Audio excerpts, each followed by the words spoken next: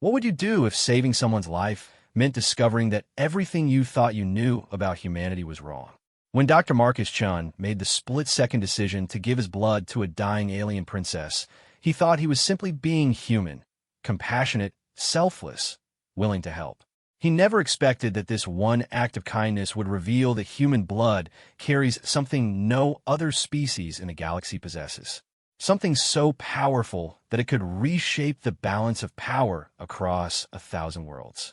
But power always comes with a price. And sometimes the greatest threat to humanity comes not from those who would destroy us, but from those who would worship us as gods. This is the story of how one man's blood became the key to humanity's greatest triumph and its most terrifying challenge. Dr. Marcus Chun had always believed that space was too vast and too hostile for coincidences.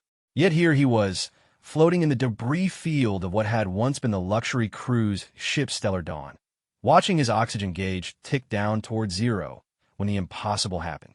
The distress beacon cut through the static like a blade through silence. It wasn't human. The harmonic frequencies were all wrong, too melodic, too complex for any Earth-based technology. Marcus adjusted his emergency suit's receiver, trying to isolate the signal.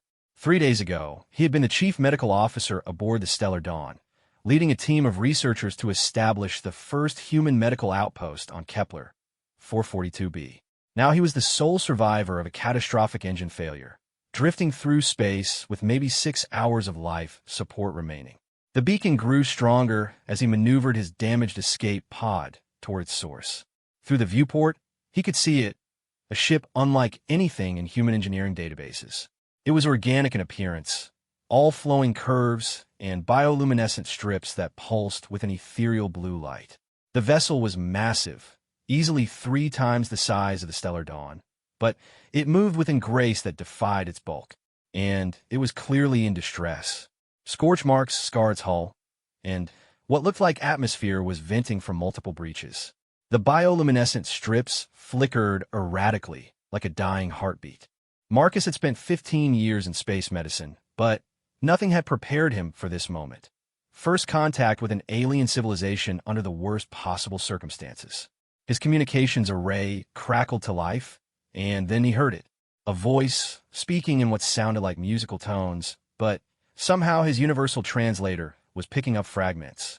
Pain, help, dying. The words came through broken and distorted, but the desperation was unmistakable. Marcus made a decision that would change everything. He fired his pod's thrusters and began moving toward the alien vessel. The docking process was unlike anything he had ever experienced. Instead of mechanical couplers, the alien ship seemed to recognize his approach and opened what could only be described as a biological airlock. The walls pulsed with that same blue light, and Marcus felt the strange sensation that the ship was somehow alive, aware of his presence. His environmental suit detected a breathable atmosphere once the inner seal closed. The air was thick with humidity and carried the scent of something floral, almost intoxicating. Marcus checked his readings twice before removing his helmet. The oxygen content was actually higher than Earth normal, and there were no detected toxins. The corridors of the alien ship defied human architectural logic. There were no right angles, no harsh edges. Everything flowed together in organic curves, and the walls themselves provided illumination through that gentle blue bioluminescence. As Marcus moved deeper into the vessel, he began to hear it more clearly. Labored breathing, the sound of someone or something in severe distress. He followed the sound through a maze of passages that seemed to shift and adapt to his presence, widening to accommodate his human proportions. The ship's intelligence, whatever it was, appeared to be helping him navigate. Finally, he arrived at what could only be the ship's medical bay. The chamber was vast and filled with technology that looked more grown than built. Crystalline formations jutted from the walls, pulsing with data streams that flowed like liquid light. In the center of the room, suspended in a cocoon of some transparent material, was the most beautiful and alien creature Marcus had ever seen. She was humanoid in basic structure, but clearly not human.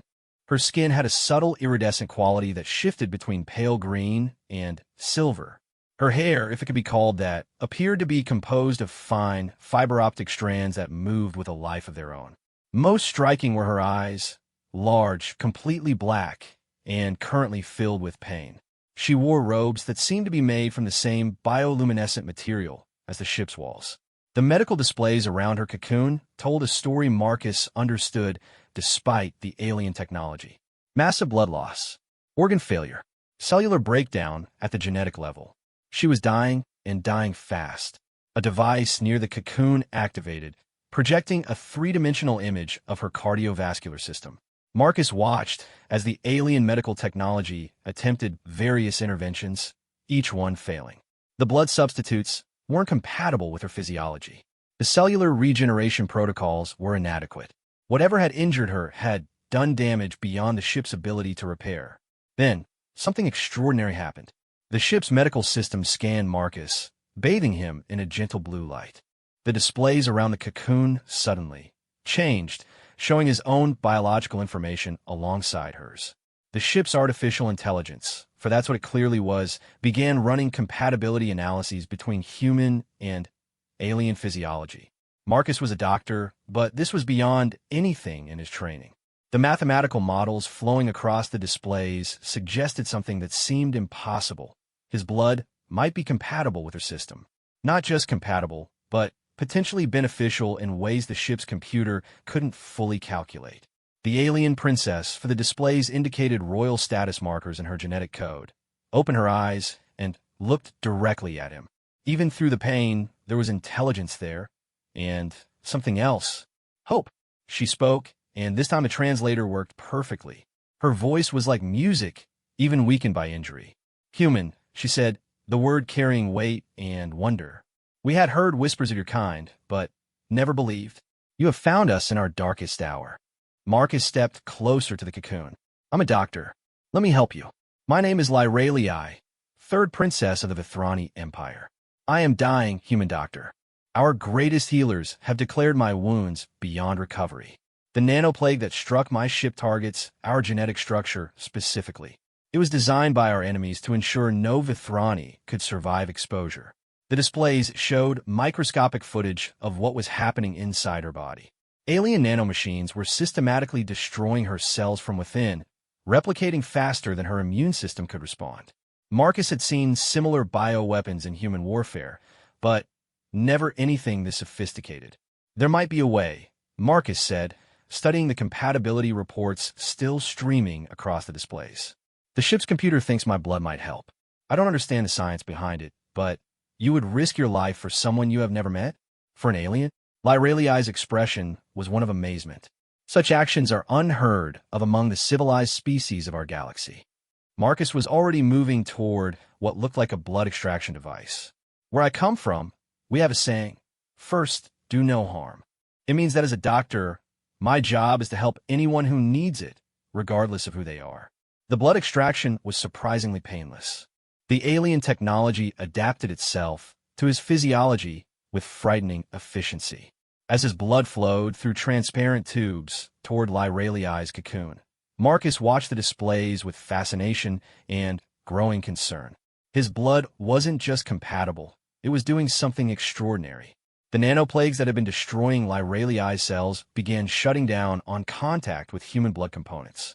More than that, something in his blood was actively hunting down the remaining nanomachines and neutralizing them.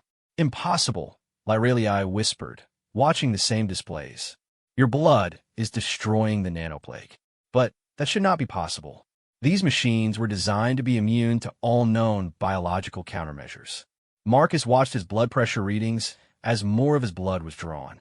He was approaching the safe limit, but the princess was stabilizing. The cellular regeneration that had been failing was now proceeding at an accelerated rate. Her wounds were actually healing before his eyes. Your people, Lyralii said, her voice growing stronger with each passing moment. What are they? What evolutionary path could produce blood that acts as a universal antidote to weapons of biological warfare? I don't know, Marcus admitted. We're just human. We evolved on Earth, fought our way up from the mud, learned to cooperate and survive. Nothing special about us, really. But even as he said it, Marcus knew something profound was happening.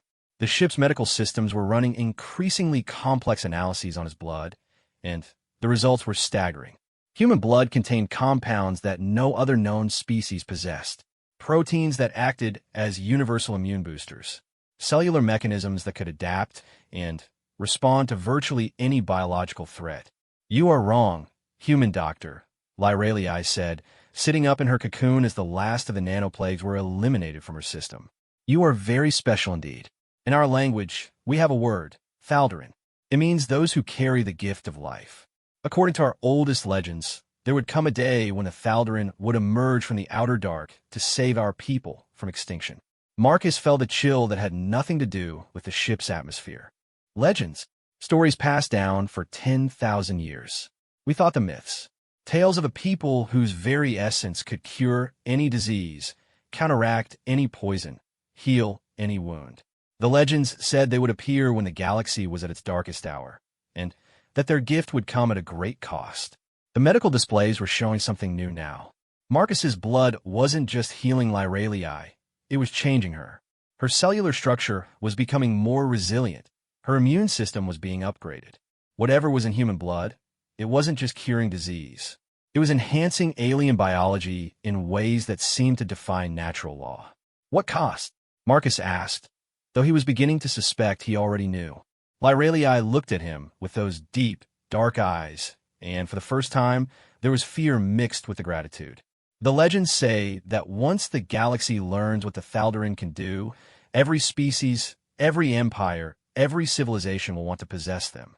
Some will worship them as gods. Others will seek to enslave them.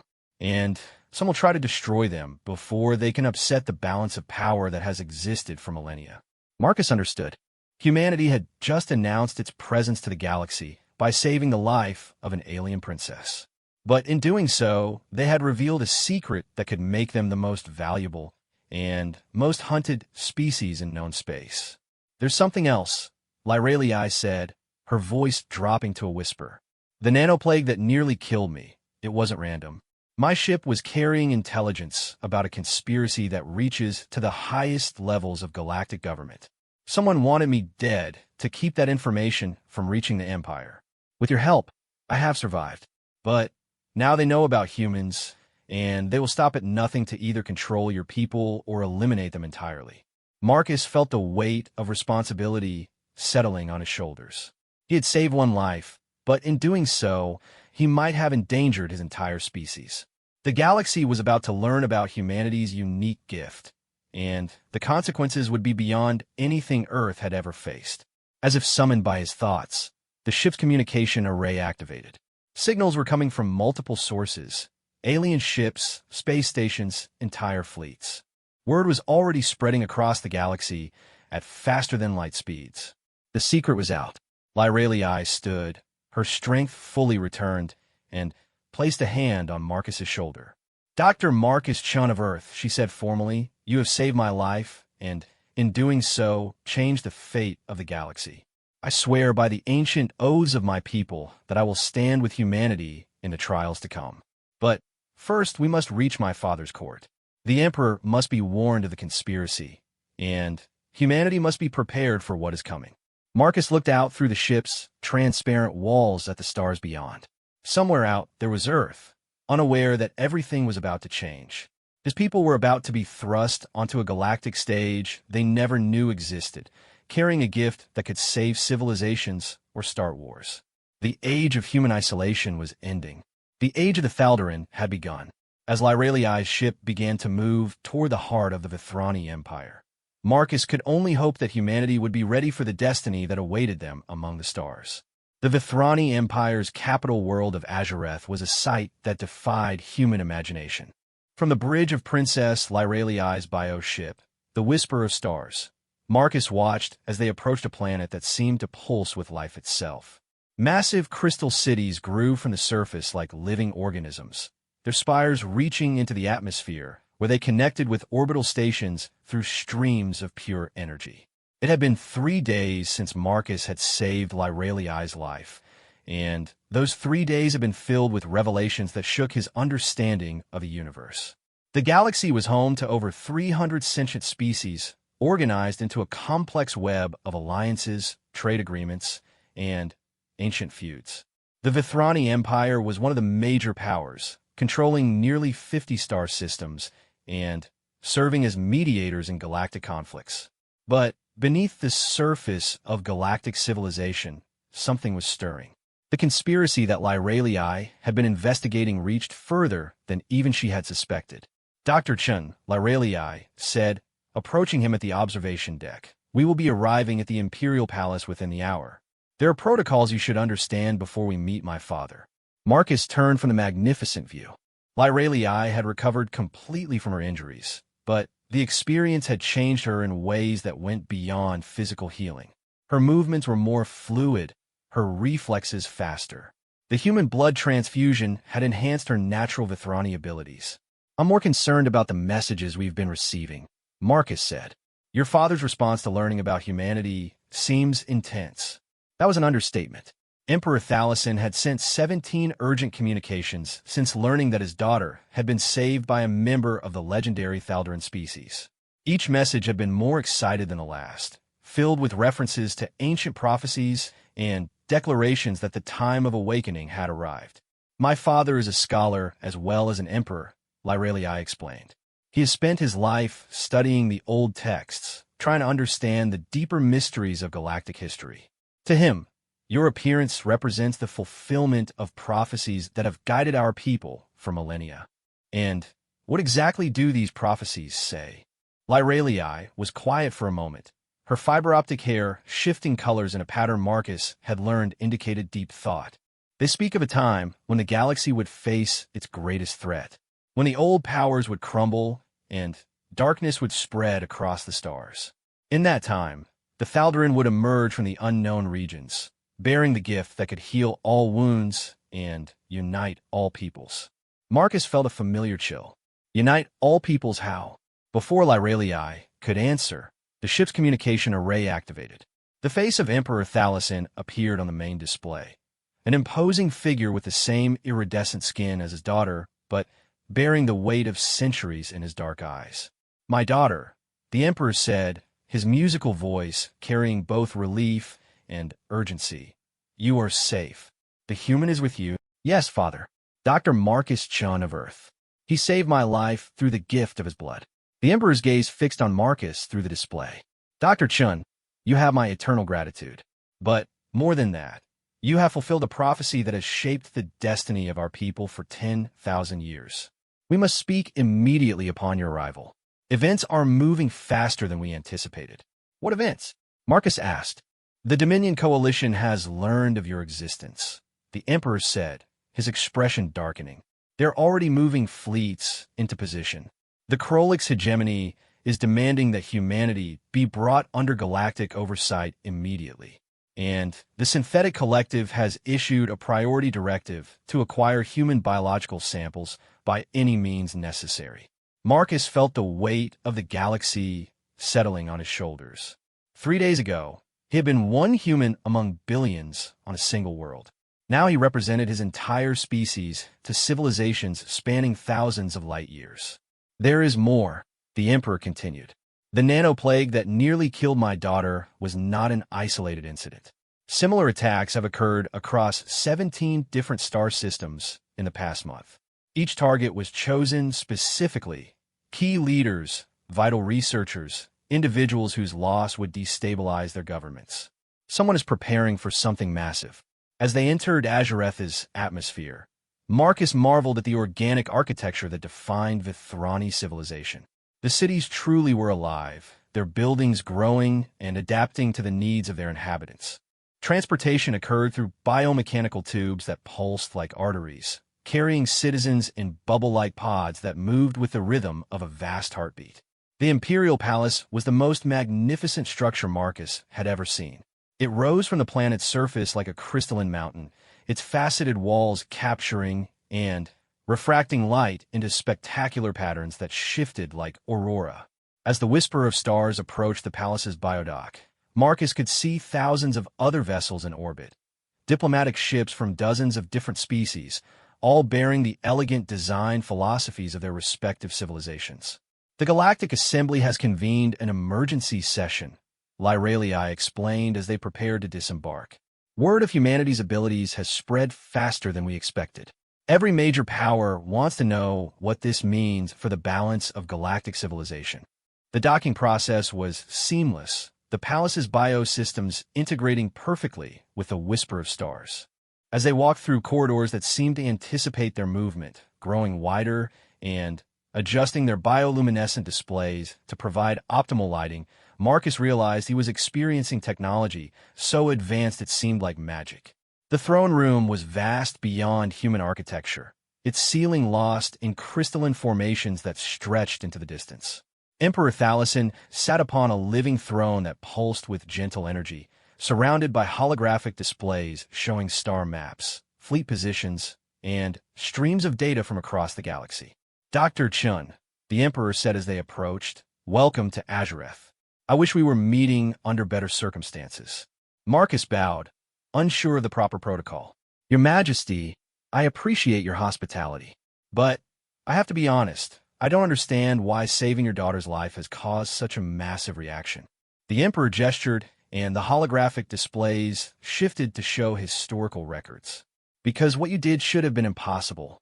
The nanoplague that attacked Lyralii was designed by the finest biological warfare specialists in the galaxy. It was specifically engineered to be immune to all known countermeasures. Yet your blood destroyed it completely." The displays showed microscopic footage of Marcus's blood cells interacting with the nanoplague. What Marcus saw defied his understanding of biology. His immune cells weren't just fighting the artificial invaders. They were adapting in real time, developing new countermeasures, and then sharing those countermeasures with other cells instantaneously. "But more than that," the Emperor continued, "your blood enhanced my daughter's natural abilities. Watch this." Another display showed Lyralii's test result from the past 3 days. Her strength had increased by 40%. Her reflexes were now faster than any Vithrani on record. Her natural bioluminescent abilities had evolved to include new frequencies that could interface directly with technology. "This is why the galaxy fears humanity," the Emperor said. "Your blood doesn't just heal, it enhances. It could potentially uplift every species in the galaxy to new levels of evolution." Marcus understood now why the galactic powers were so concerned. If humanity's blood could enhance any species, it represented a shift in power that could destabilize everything. Some species would want to use it to gain advantages over their enemies. Others would see it as a threat that needed to be eliminated. "There's something else you need to know," the Emperor said, his expression growing grave. "The conspiracy that Lyralii discovered goes deeper than we thought. Someone has been orchestrating the nanoplague attacks, targeting specific individuals across the galaxy. But we've discovered that they weren't random targets." The holographic displays shifted to show a galactic map marked with red indicators. Every victim had one thing in common. They had discovered evidence of an ancient threat that was thought to be extinct: the Void Reapers. Marcus had never heard the name, but the way the Emperor said it sent chills down his spine. What are the Void Reapers? "A species that existed before any of our current civilizations," the Emperor explained. "They were masters of biological warfare, capable of creating plagues that could destroy entire species while leaving their technology intact. 10,000 years ago, they vanished from the galaxy. We thought they had destroyed themselves or moved beyond our region of space." The displays showed ancient records, fragmentary accounts of worlds found empty of life, but with their cities intact. Archaeological evidence of a species that had perfected the art of biological conquest. "We now believe they didn't leave," the Emperor continued. "They went into hiding, waiting, and planning. The nanoplagues that have been appearing across the galaxy, they're not the work of any current species. They're too sophisticated, too perfectly designed. They're Void Reaper technology." Marcus felt the pieces clicking into place, and anyone who got close to discovering this was eliminated. "Precisely. But your daughter survived because of my intervention, which means they now know that humanity exists, and, more importantly, the human blood can neutralize their biological weapons." The Emperor nodded grimly. "The Void Reapers have spent 10,000 years preparing to reclaim the galaxy. They've been creating bioweapons that can target every known species simultaneously. but they didn't account for the existence of humanity. So we're their greatest threat, Marcus said, and their greatest target, which is why I've called for an emergency session of the Galactic Assembly. Every species needs to understand what's at stake.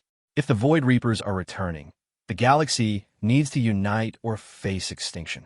And humanity may be the key to our survival. The massive doors of the throne room opened, and a stream of alien dignitaries began entering.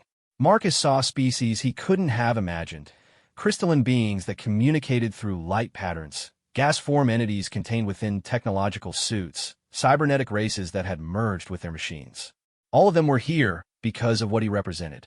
Dr. Chun, the Emperor said as the assembly gathered, you are about to become the most important human in your species' history.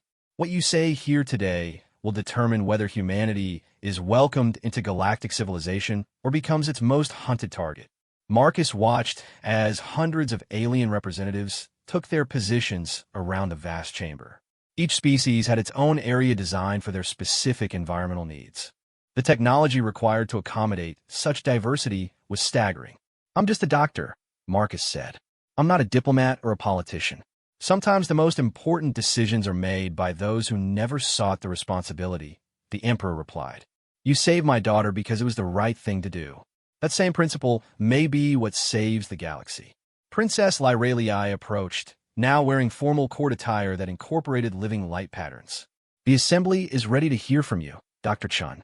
They want to understand what humanity is, what you're capable of, and what your intentions are regarding galactic civilization. Marcus looked out at the assembled representatives of hundreds of worlds. Each species had its own agenda, its own fears, its own hopes for what humanity might represent. Some saw opportunity. Others saw threat. All of them saw their future hanging in the balance. What do I tell them? Marcus asked. Tell them the truth, the Emperor said. Tell them about humanity. Tell them about your values, your dreams, your willingness to help others even at personal cost. But also tell them about your strength, because they need to understand that humanity is not a species that can be enslaved or eliminated easily. The assembly fell silent as Marcus stepped forward to address them. Somewhere in the void between stars, ancient evils were stirring.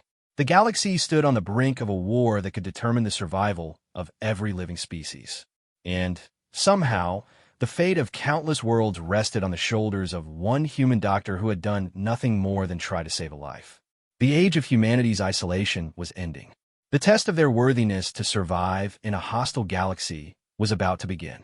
The silence in the Galactic Assembly Chamber was deafening as Dr. Marcus Chun stepped onto the speaking platform. Around him, hundreds of alien dignitaries watched with eyes, sensors, and perception organs he couldn't begin to understand. The weight of their attention was crushing. Each species represented billions of lives, and his words would determine humanity's place among the stars.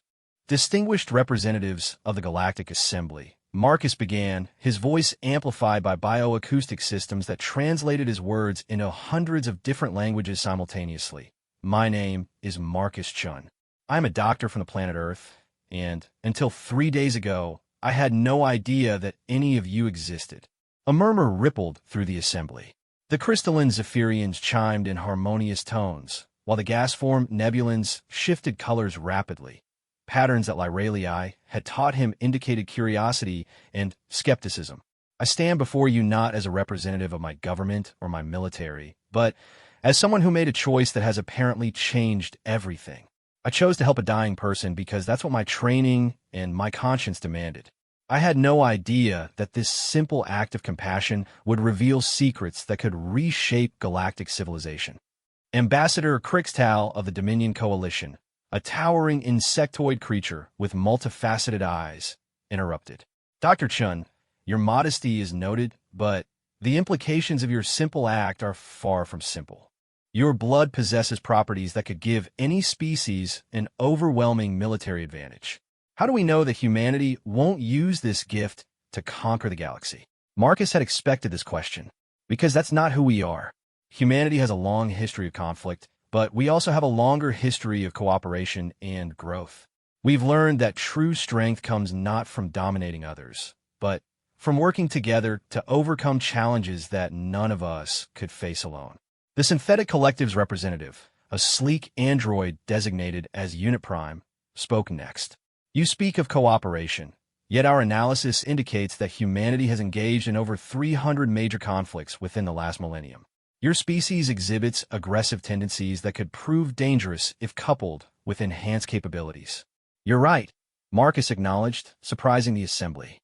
We have fought wars. We've made mistakes. We've done terrible things to each other and to our world, but we've also learned from those mistakes. Every conflict has taught us something about the price of hatred and the value of peace. We've learned to be better. He activated the personal display system that Lyralii had taught him to use, showing images of Earth that she had helped him prepare. This is my world. 300 years ago, it was dying.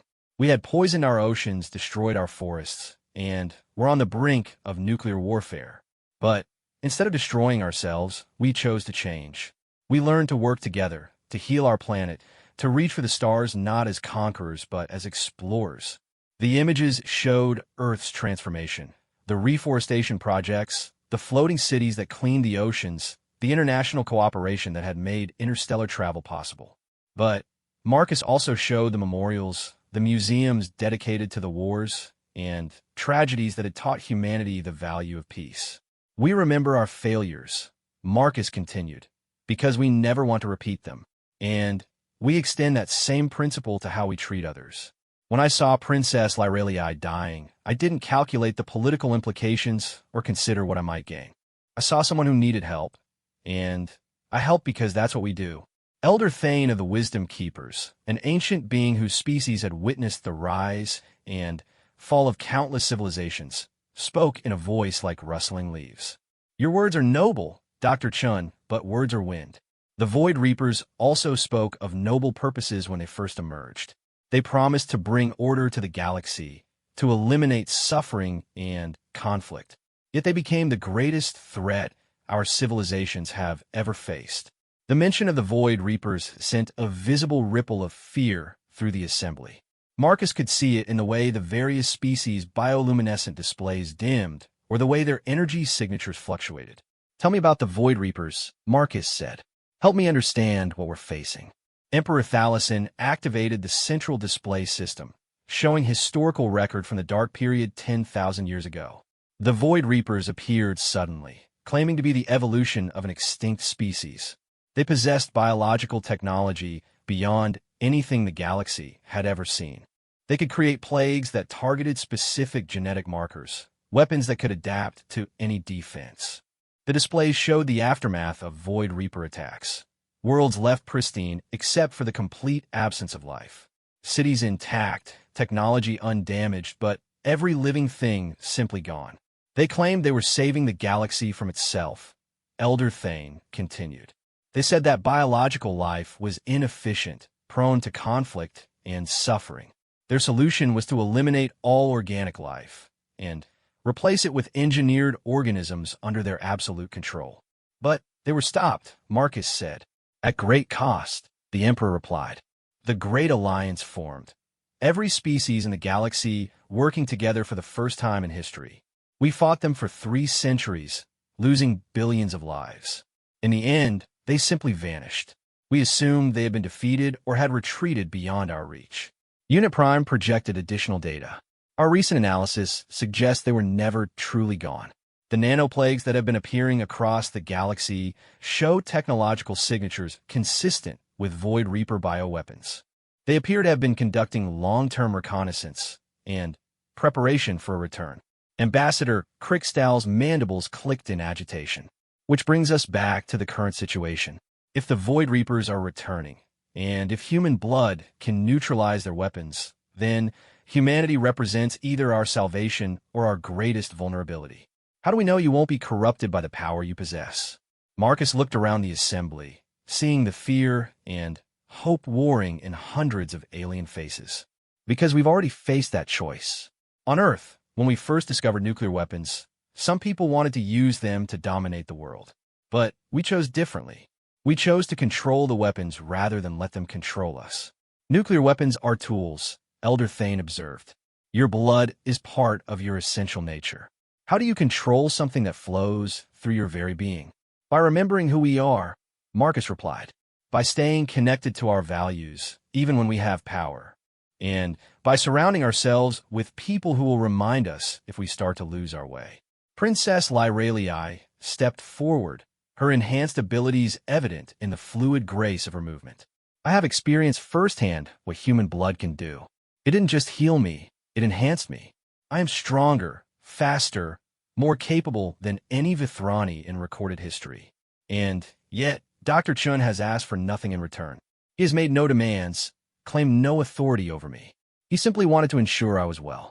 But that enhancement, Unit Prime pointed out, represents a shift in the balance of power. If humanity can enhance any species, they become indispensable to some and a threat to others. Marcus nodded, which is why humanity needs to make a choice about how we use this gift. And I believe that choice should be made together with the galactic community, not in isolation. He activated his personal display again, showing prepared proposals that he had worked on with Lyralii during their journey to Azureth. I proposed the creation of a joint research initiative, humans working alongside the greatest scientific mind from every species to understand exactly what our blood can do and how it can be used responsibly. The proposals outlined a framework for cooperation that would ensure no single species could monopolize humanity's abilities while also protecting humanity from exploitation. Furthermore, Marcus continued, I propose that any enhancement technology developed from human biology be shared freely among all species according to need, not according to political or economic power. The assembly erupted in discussions as species representatives conferred among themselves.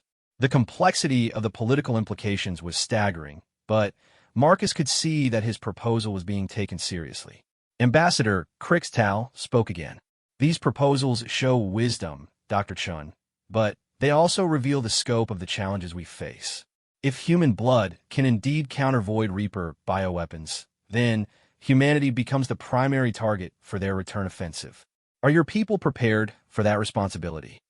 Marcus felt the weight of the question. Earth had no idea what was coming. Humanity was still expanding into their local star cluster, completely unaware that they were about to become the focal point of a galactic war. They will be, Marcus said with more confidence than he felt. Humans have a saying, when the going gets tough, the tough get going. We don't back down from challenges, especially when others are counting on us. Elder Thane leaned forward, his ancient eyes studying Marcus intently. Dr. Chun, I have lived through the rise and fall of 17 different galactic civilizations. I have seen species achieve greatness only to be destroyed by their own power. I have also seen species that seemed weak and insignificant rise to save the galaxy when it mattered most. The question is not whether humanity is strong. The question is whether humanity is wise. Then, test us, Marcus replied. Don't just debate what humanity might do. Give us the chance to prove who we are through our actions. What do you propose? The Emperor asked. Marcus activated the display system one more time, showing a star map that focused on the border regions where Void Reaper activity had been detected. Send me back to that border region with a joint task force.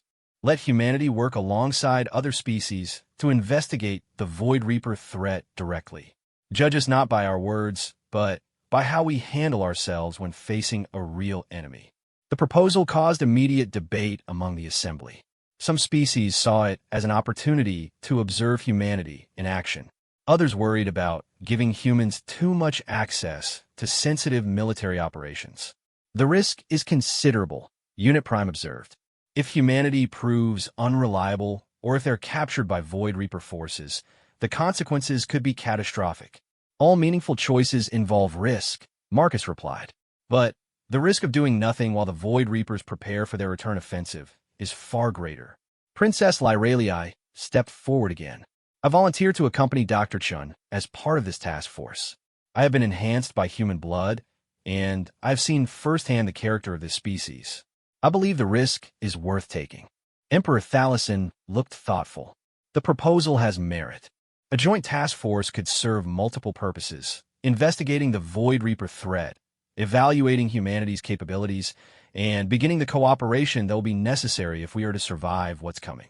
Over the next several hours, the assembly debated the details. Species after species offered resources, expertise, and personnel for the Joint Task Force. The Krolyk's hegemony provided military support. The Wisdom Keepers offered their vast archives of information about the ancient enemy. The Synthetic Collective contributed their analytical capabilities. As the debate continued, Marcus realized that something historic was happening. For the first time in galactic history, every major species was working together on a common project, not out of necessity during a crisis, but out of hope for preventing one. Finally, Elder Thane called for a formal vote, all in favor of authorizing the Joint Task Force under the leadership of Dr. Marcus Chun of Earth. The vote was closer than Marcus had hoped, but decisive enough to provide legitimacy. 67% of the assembly voted in favor, with the remainder abstaining rather than voting against. Dr. Chun, the Emperor, announced, "The Galaxy Assembly hereby authorizes you to lead a joint task force to investigate Void Reaper activity in the border regions. You will have access to the combined resources of the participating species and the authority to act in the name of galactic security." Marcus felt the magnitude of the responsibility settling on his shoulders. He was no longer just a doctor who had saved an alien princess. He was now the leader of humanity's first joint military operation with alien allies, tasked with investigating a threat that could destroy every living thing in the galaxy. "Thank you for your trust," Marcus said to the assembly.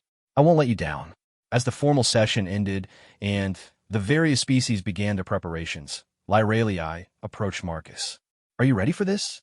Leading a galactic task force is rather different from practicing medicine." Marcus looked out at the alien representatives already beginning their planning sessions.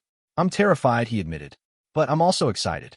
For the first time in human history, we have the chance to prove ourselves on a galactic stage, to show that we're worthy partners in building a better future for everyone. And if the Void Reapers prove to be as dangerous as the legend suggests." Marcus smiled grimly. "Then we'll find out just how tough humanity really is. And we'll find out whether the galaxy is ready to stand together when everything is on the line." The task force would depart within 48 hours, carrying with it the hopes and fears of countless worlds. Marcus Chun, small-town doctor turned galactic leader, would soon face challenges that would test not just his own character, but the character of his entire species. The real test was about to begin. The Joint Task Force assembled in the Kepler Terminus, a strategically positioned space station at the edge of known space where three major trade routes converged. Marcus had never seen anything like it, a massive structure that combined the architectural philosophies of 17 different species into a harmonious whole.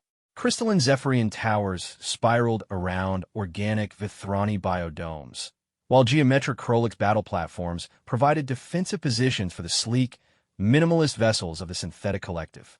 Standing on the command deck of the flagship Concordance, Marcus reviewed the force under his command. It was simultaneously the most diverse and the most powerful fleet ever assembled for a joint operation. 57 ships from 23 species, each contributing their unique strengths to the mission. "Initial reconnaissance reports are coming in," announced Captain Zethkar of the Krolyk's hegemony, his chitinous armor gleaming under the bridge's adaptive lighting. "Our advanced scouts have detected unusual energy signatures in the Kythera system, approximately 47 light-years from our current position." Marcus studied the holographic displays showing the incoming data. The Kythera system had been abandoned for over 8,000 years after its native species mysteriously vanished. Like many dead systems scattered throughout the galaxy, it had been marked as a monument to unknown tragedy and left undisturbed. "The energy signatures don't match any known technology," reported Dr. Veltar, the Synthetic Collective's chief analyst. Her android form was elegant in its simplicity, designed for maximum efficiency rather than aesthetic appeal. However, they do show patterns consistent with biological energy manipulation on a massive scale. Princess Lyralii, now serving as the task force's diplomatic liaison, approached with fluid movements that still amazed Marcus. The enhancement from his blood had evolved her beyond normal Vithrani capabilities, giving her reflexes and strength that bordered on the superhuman. "There's something else," she said quietly. "I've been monitoring communications traffic from the border worlds. 3 more systems have reported unusual plague outbreaks in the past 24 hours. The symptoms match previous Void Reaper bioweapon attacks. Marcus felt a familiar chill. The enemy wasn't just stirring, they were actively testing their weapons. Show me the locations. The star map updated to display the affected systems. Marcus immediately saw the pattern that the individual reports had missed. The plague outbreaks formed a rough circle around the Kithra system, as if something at the center was conducting experiments on the surrounding populations. They're using entire worlds as test subjects, Marcus realized, refining their bioweapons and measuring the effectiveness against current galactic species. Elder Thane's voice crackled over the communication system from his position aboard the Wisdom Keeper vessel Eternal Contemplation. The pattern matches historical records from the previous Void Reaper emergence. They always began with biological reconnaissance, testing their weapons before launching their main offensive. Captain Zethkar's mandibles clicked in what Marcus had learned was the Krolik's equivalent of grim determination. Then, we must strike before they complete their preparations. My battle fleet stands ready to assault the Kithra system. Wait, Marcus said, studying the tactical displays more carefully. A direct assault might be exactly what they're expecting. We need to understand what we're facing before we commit to battle. Dr. Veltar projected additional analysis data. Dr. Chun is correct. The energy signatures suggest technology that has evolved significantly beyond what the Void Reapers possessed 10,000 years ago. A conventional military approach may prove inadequate. Marcus turned to address the assembled commanders. The diversity of species represented on the bridge was staggering, each bringing their own perspective and capabilities to the challenge ahead. I propose a reconnaissance mission first, Marcus said. A small team investigating the Kithra system directly while the main fleet maintains position to respond to whatever we discover. Too dangerous, Captain Zethkar objected. If the Void Reapers have indeed returned, they would capture any reconnaissance team and learn about our capabilities. Not if the team is designed to be expendable, Marcus replied. I'll lead it personally with a small group of volunteers. If we're captured, the fleet retreats and reports back to the assembly. The bridge fell silent as the implications of his proposal sank in. Princess Lyralii was the first to speak. If you're going, I'm going with you, she said firmly. My enhanced abilities could prove crucial, and I have diplomatic immunity that might provide some protection if we're captured. I also volunteer, Dr. Veltar announced. My analytical capabilities and synthetic nature make me ideal for technological reconnaissance. One by one, other volunteers stepped forward.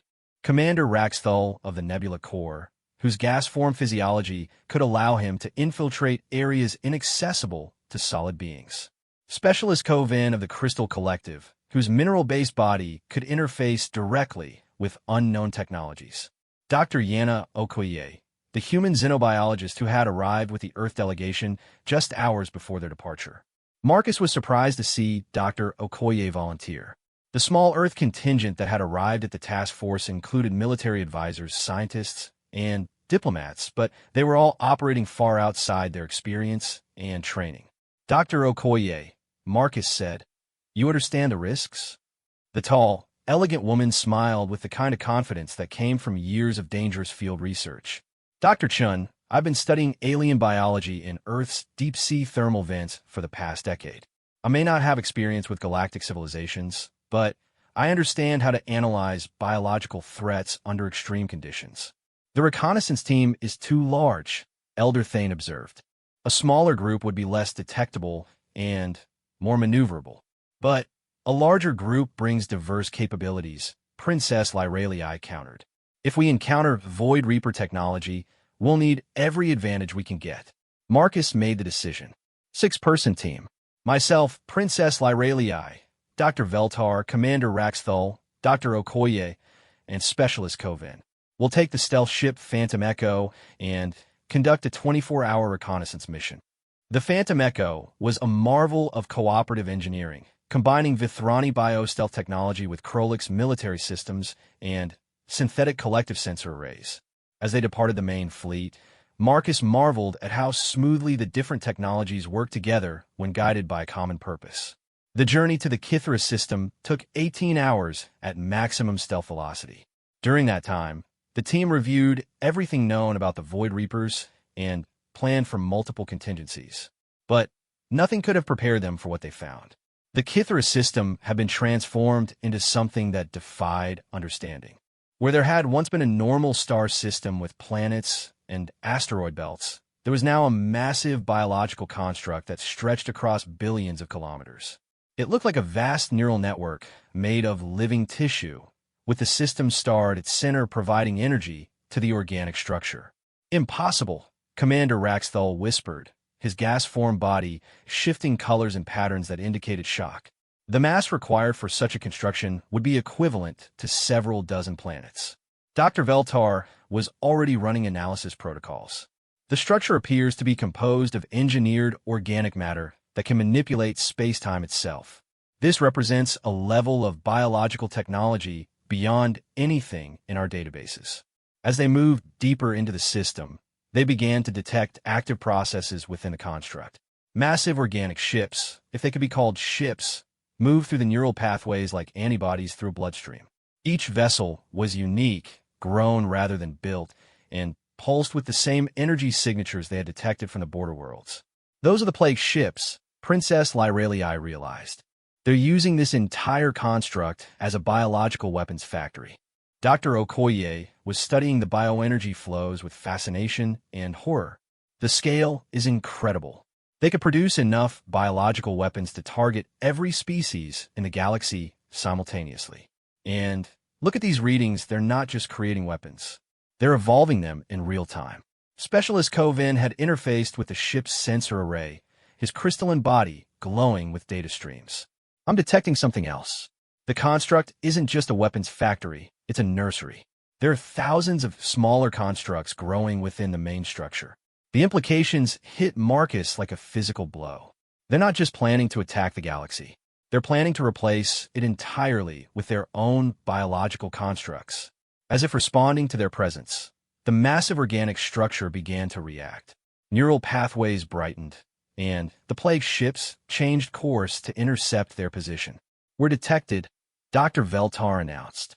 "Multiple vessels approaching our position. Evasive maneuvers," Marcus ordered. "We need to get this information back to the fleet." But as the Phantom Echo began its escape, something unprecedented happened. Instead of pursuing them directly, the Void Reaper vessels began transmitting a signal that bypassed their communication systems and spoke directly to their minds. "Greetings, representatives of the current galactic order," the voice said, carrying harmonics that suggested vast intelligence and cold purpose. "We are the evolved successors to the biological chaos that has plagued this galaxy for 10 millennia.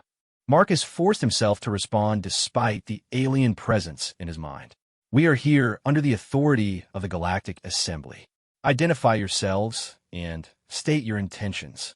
"Our intentions are the completion of biological perfection," the voice replied.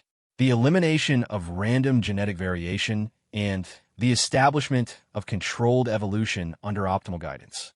We had hoped to complete this process without resistance, but the emergence of the catalyst species has accelerated our timeline." "Catalyst species?" Princess Lyralii asked. "The species you call human. Their biological matrix contains adaptive capabilities that could interfere with our optimization protocols. They must be either integrated into our design or eliminated before they can spread their chaotic genetic influence." Dr. Okoye stepped forward, her scientific curiosity overriding her fear. "You're talking about forced evolution on a galactic scale. The elimination of biodiversity and individual choice. We are talking about perfection," the voice corrected. "The current state of biological life in this galaxy is an inefficient accident. Random mutations, genetic drift, evolutionary dead ends, all sources of unnecessary suffering and waste. We offer controlled advancement toward optimal biological forms." Marcus understood now why the ancient civilizations have fought so desperately against the Void Reapers. This wasn't just conquest, it was the complete rewriting of life itself according to a single species' vision of perfection. "And if we refuse your offer of optimization," Marcus asked, "then you'll be designated as obstacles to biological progress and processed accordingly," the voice replied with chilling calm. "We do not require your consent." We require only your biological material for integration into improved forms. The communication ended, but the Void Reaper vessels continued to approach. Their design was unlike anything in the galactic databases. Asymmetrical, constantly shifting, as if the ships themselves were alive and evolving in real time. Full power to engines, Marcus ordered. We need to warn the fleet. The Phantom Echo's hybrid drive systems engaged, but the pursuing vessels matched their speed effortlessly. Worse, Marcus could see that they weren't really trying to catch them. They were herding them toward a specific area of the construct. They want us to escape, he realized. They want us to report back to the galaxy about what we've seen. Why would they want that? Commander Raxthal asked. Dr. Veltar provided the answer. To cause panic. If the galaxy learns about the true scope of the Void Reaper construct, it could lead to exactly the kind of chaos and disorganization that would make their conquest easier. Or it could lead to exactly the kind of united resistance that defeated them before, Princess Lyralii countered. Marcus made another crucial decision. We're going back in. We need more information about their capabilities and weaknesses before we report to the fleet. That's suicide, Dr. Okoye protested. We've seen enough to know that this threat is beyond anything the galaxy has faced before, which is exactly why we need more intelligence, Marcus replied. The fleet needs to know not just what we're facing, but how to fight it. He changed course, diving the Phantom Echo deeper into the organic construct. The pursuing vessels seemed surprised by the maneuver, falling behind as Marcus navigated through the neural pathways that crisscrossed the construct's interior. What they found in the depths of the Void Reaper stronghold would forever change their understanding of the threat they faced, and of humanity's role in the coming war. At the heart of the construct, suspended in a chamber filled with bioluminescent fluid, they discovered something that shouldn't have existed. Thousands of stasis pods, each containing a perfectly preserved member of a different galactic species. Vithrani, Krolix, Zephyrians, even species that had been extinct for millennia, all maintained in suspended animation like specimens in a vast biological museum. They're not just destroying species, Dr. Okoye whispered in horror. They're collecting them, preserving samples for later study and integration. And in the center of the collection, in pods marked with symbols that hurt to look at directly, were things that had once been Void Reapers themselves. The original species was gone, replaced by something that had optimized itself beyond recognition of its own origins. Marcus understood with perfect, terrifying clarity what they were truly facing. The Void Reapers hadn't just evolved. They had consumed themselves in their pursuit of biological perfection. What remained was an intelligence so focused on optimization that it could no longer understand the value of diversity, choice, or individual existence. The war that was coming wouldn't just be about survival. It would be about the right of every species to exist as they were, rather than as someone else thought they should be. And, somehow, humanity held the key to victory if they were strong enough to use it. The escape from the Void Reaper construct had been harrowing, but the intelligence gathered was invaluable. As the Phantom Echo raced back toward the Joint Task Force, Marcus reviewed the data they had collected with growing understanding of the true scope of the threat facing the galaxy.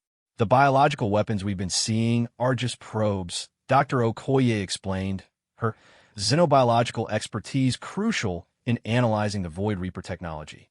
They're not trying to destroy populations. They're mapping genetic diversity across the galaxy, identifying which species have useful traits for incorporation into their optimization matrix. Dr. Veltar projected the analysis data across the ship's interior displays. The construct we observed represents approximately 10,000 years of biological engineering. They have been preparing for this campaign since their apparent defeat, using the time to perfect their techniques and develop countermeasures for every known galactic defense. Princess Lyralii studied the tactical implications with her enhanced analytical capabilities, which means the conventional military strategies that defeated them before will be ineffective.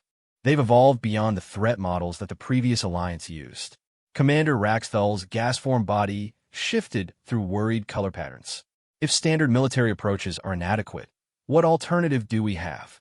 The construct scale suggests they have resources beyond the combined might of all galactic civilizations. Marcus had been thinking about that exact question during their escape.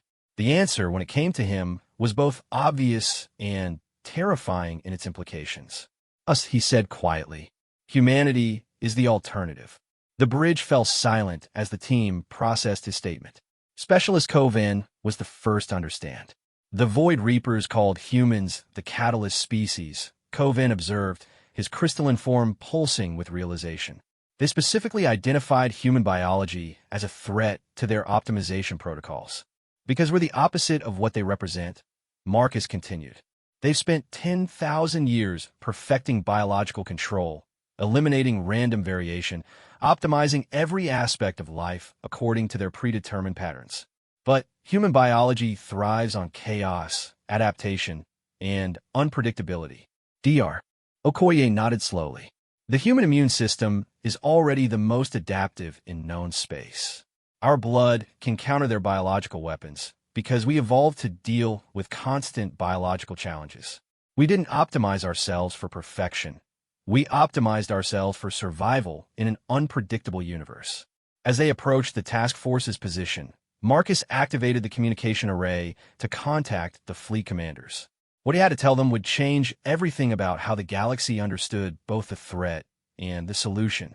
All commanders, this is Dr. Chun aboard the Phantom Echo. We have critical intelligence about the Void Reaper threat. Prepare for an emergency strategy session upon our return. The main briefing chamber aboard the Concordance had been configured to accommodate the diverse environmental needs of the assembled commanders. As Marcus and his reconnaissance team shared their findings, the reactions ranged from shock to disbelief to grim determination. A construct the size of an entire star system, Captain Zethkar repeated, his chitinous armor clicking as he processed the implications. Our combined fleets would be like insects attacking a mountain. Elder Thane leaned forward from his environmental chamber, his ancient eyes reflecting centuries of accumulated wisdom. The scale is less important than the purpose. They're not seeking conquest in any traditional sense. They're seeking to rewrite the fundamental nature of life itself. Which brings us to the strategic question, announced Admiral Sarah Chun, the recently arrived commander of Earth's hastily assembled space fleet. Marcus was surprised to see his sister among the human delegation. But her presence made sense. She had been Earth's leading expert on interstellar warfare theory even before learning that interstellar warfare was a real possibility. The question being, Dr. Veltar inquired, whether humanity's unique biology makes us the solution to this threat, or simply the most valuable target. Admiral Chun replied bluntly, because if the Void Reapers can capture and analyze enough human specimens, they might be able to develop countermeasures for our adaptive capabilities. Marcus had been dreading this conversation, but it was inevitable. Sarah's right. Our biology gives us an advantage, but only as long as they can't study it closely. If they capture significant numbers of humans, they would eventually develop optimization protocols that incorporate human adaptability while eliminating human unpredictability, Princess Lyralii finished. The worst possible outcome, they gain our strengths while retaining their control. The chamber erupted in discussions as various species considered the implications. The Krolix delegation argued for immediate military strikes to disrupt Void Reaper preparations. The Wisdom Keepers advocated for defensive strategies focused on protecting human populations. The Synthetic Collective proposed technological solutions that could amplify human biological advantages. Elder Thane called for order with a harmonious tone that somehow cut through all the debate. We are approaching this problem backwards, he announced. We are asking how to protect humanity from the Void Reapers, when we should be asking how humanity can lead the galaxy in defeating them. Explain, Marcus said. The previous Galactic Alliance defeated the Void Reapers through superior numbers and coordinated military action, Elder Thane continued. But those tactics succeeded because the Void Reapers of 10,000 years ago were still recognizably biological entities with comprehensible motivations. The intelligence we face now has evolved beyond such limitations. Dr. Veltar projected historical data from the previous Void Reaper War. Elder Thane is correct. The historical records show that the ancient Void Reapers could be negotiated with, could be predicted, could be defeated through conventional strategic thinking. The current iteration appears to have transcended such limitations. So we need to transcend our own limitations, Admiral Chen said. Fight unpredictability with unpredictability. But how? Commander Raxthal asked. Our reconnaissance shows that they have already anticipated and prepared countermeasures for every known galactic military capability. Marcus stood and activated the central display system, showing detailed scans of the Void Reaper construct. Because they've been preparing to fight the galaxy as it existed 10,000 years ago. They've been optimizing their strategies against known civilizations, known technologies, known approaches to warfare.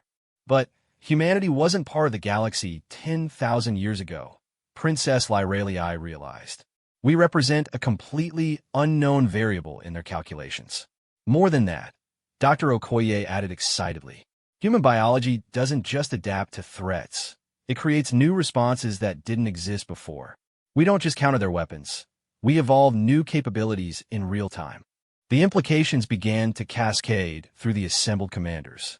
If humanity could share their adaptive biology with other species, the galaxy could gain the ability to evolve new countermeasures faster than the Void Reapers could develop new attacks. It's not just about human blood, Marcus realized. It's about human approaches to problem solving, human creativity, human willingness to try solutions that seem impossible. Admiral Chun began outlining a strategy that was audacious in scope. We don't fight them conventionally. We create a new form of biological warfare based on adaptation and evolution rather than destruction and control. But the risks, Captain Zethkar protested.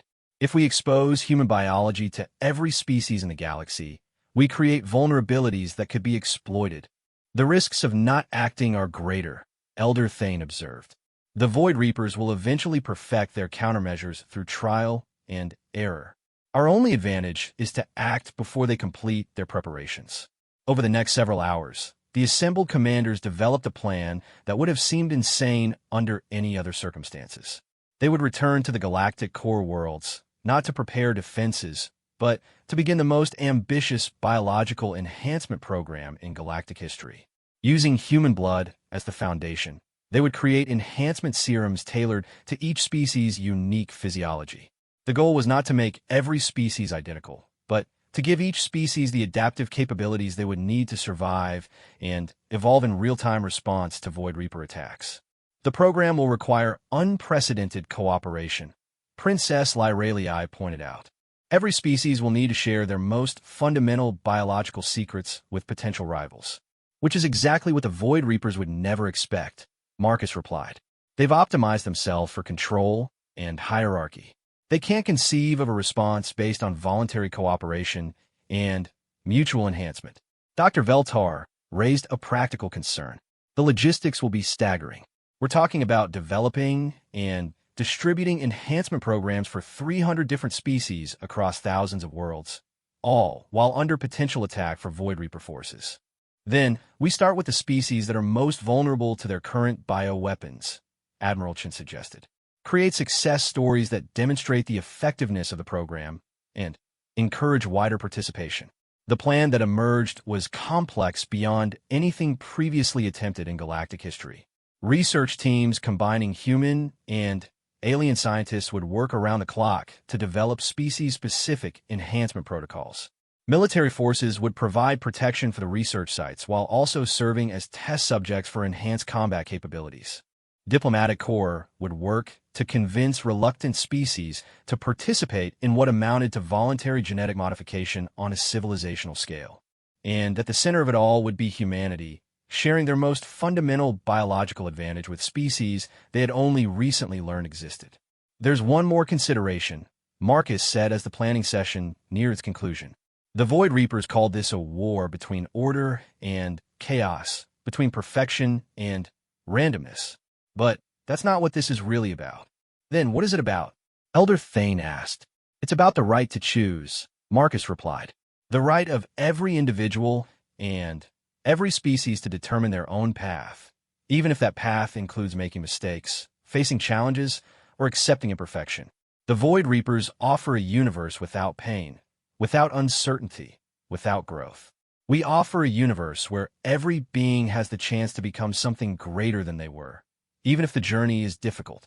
Princess Lyralii stepped forward, her enhanced capabilities evident in every graceful movement. Then, let us begin that journey. Let us show the galaxy that cooperation can achieve what control never could. As the task force began its journey back to the galactic core, Marcus stood on the observation deck watching the stars wheel past. Somewhere among those lights was Earth, still unaware of the role they were about to play in galactic history. And somewhere in the darkness between the stars, ancient intelligences were preparing for a war that would determine the future of biological life in the galaxy. The age of human isolation had ended when Marcus chose to save the life of an alien princess. The age of human leadership in galactic civilization was about to begin. But first, they had to prove that hope could triumph over perfection, that diversity could overcome optimization, and that the chaotic beauty of uncontrolled evolution was worth fighting for. The greatest test of humanity's character was no longer coming. It had already begun. 6 months later, Dr. Marcus Chun stood in the Grand Assembly of United Worlds, watching as representatives from 417 species voted to ratify the Adaptive Alliance Charter. The enhancement program had exceeded everyone's expectations, creating not just biological improvements, but new forms of cooperation that transcended traditional species barriers. The Void Reapers had begun their final offensive, launching attacks against dozens of worlds simultaneously. But instead of the systematic conquest they had planned, they encountered species that adapted to their weapons faster than the weapons could evolve. Enhanced Krolix warriors whose armor could reconfigure itself in real time. Vithrani ships that could alter their biological systems to counter any attack. Synthetic collective units that could upgrade their programming through biological interfaces. Most importantly, they encountered something their optimization protocols had never accounted for, a galaxy united not by fear or necessity, but by the voluntary choice to stand together in defense of diversity itself. As Marcus watched the vote tally reach the required threshold for ratification, Princess Lyralii approached. Her enhancement had continued to evolve, giving her capabilities that transcended any single species' limitations. The Void Reaper's latest transmission came through an hour ago, she reported. They're requesting negotiations. Marcus smiled. And our response? The same response humanity gave when you chose to save my life, Lyralii replied. We help anyone who needs it, but we don't negotiate with those who would deny others the right to exist as they choose. The war with the Void Reapers would continue for several more years, but the outcome was no longer in doubt. The galaxy had found something stronger than optimization, more powerful than perfection, more enduring than control. They had found each other, and at the heart of it all was a simple truth that one human doctor had proven in a moment of crisis, that the choice to help someone in need, regardless of the consequences, could change everything. The blood Marcus had given to save a dying princess had indeed transformed the galaxy. But not because it was magical or powerful or perfect, because it was human. And sometimes being human was exactly what the universe needed.